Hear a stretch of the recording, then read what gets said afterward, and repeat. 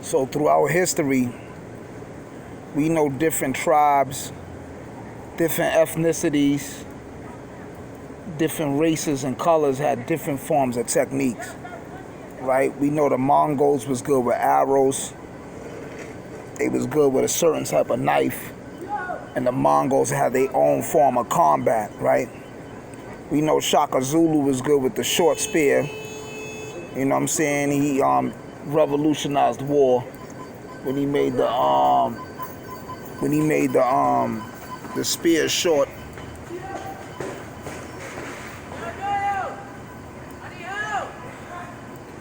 And all these niggas be stealing these little bikes, these blue and white bikes.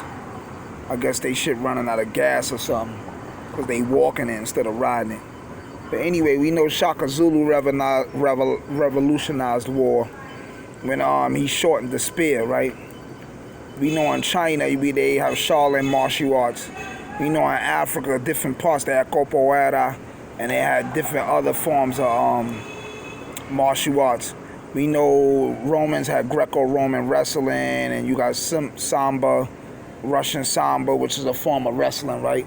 So different cultures and nationalities had different forms of fighting, right? But you had a bunch of individuals who go to China, European individuals go to China, and they see the fireworks going off, ash cans and skyrockets and the joints that shoot the flare in the air, poof, poof, poof, poof, that constantly shoot the flare in the air back to back. So the deviant mind, the critical thinking skills, but the deviant mind of the European colonizers who was trying to colonize China at that time, I think it was the British, they like, oh shit, we can use them same ash cans and bombs they exploding for fun, we can use those to hurt people. The same skyrockets they shooting in the air to light the air, we could use those to hit a person from a distance. So China's not thinking like that. They're using the gunpowder and the fireworks for celebration. But the European colonizers, with their demonic deviant mind, but also critical thinking skills, they was like, yo, we could use this in war to annihilate our enemy or our opponent. So tobacco was revolutionized into becoming weapons. I don't know if it was Ruger or Gatlin, but they are the pioneers of guns, right? And they the longest gun makers. Once the gun was involved, war, the aspects of war shifted and never been the same since.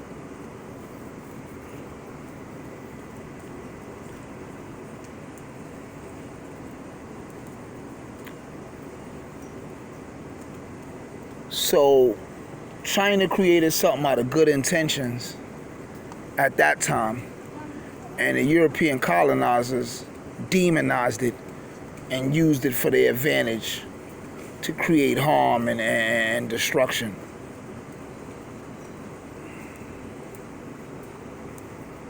Fast forward,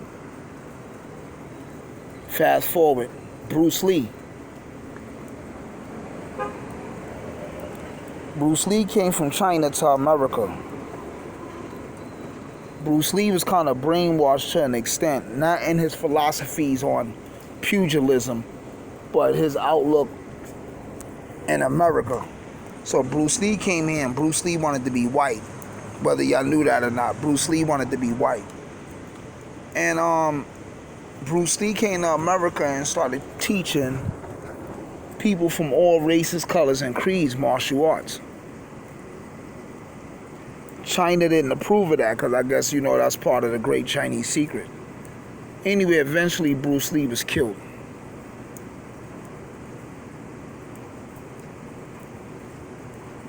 I'm glad Bruce Lee was killed. I'm glad Bruce Lee got murdered.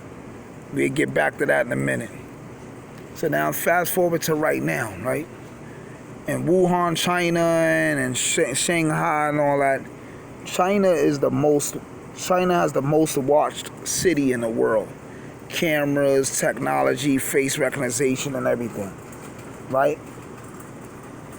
Now America is starting to implement the same face recognition system, voice recognition system, and everything that China already has in their country, that oppresses, suppresses, and eradicates the liberties of the people. So here go that same duality again. European Chinese, right? When you contribute to the destruction of mankind and the destruction of, when your contributions to the future or to life is destructive, you a demon. Even though the Indians and Africans went to war and they did a bunch of stuff too, they always cultivated the land. They always tried to civilize cultures they came in contact with whoever they didn't kill. We know everybody killed, all races, colors, creeds. But you know, they was at one with nature, sun, astrology, different shit like that, the earth.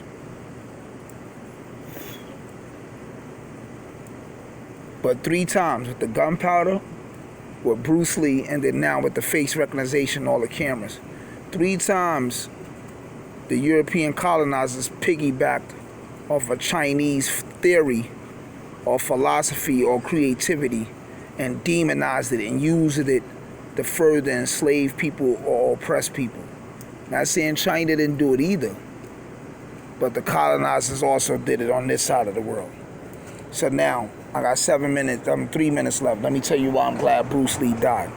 I was just on the bus earlier, and I seen a guy with a whole yellow and black outfit on, a yellow and black book bag, a yellow and black t-shirt, and everything said Killer Bees on it. And you could tell it was a martial arts shirt and a martial arts gym bag. So I'm like, yo, bro, what system you take up? He's like, what you mean?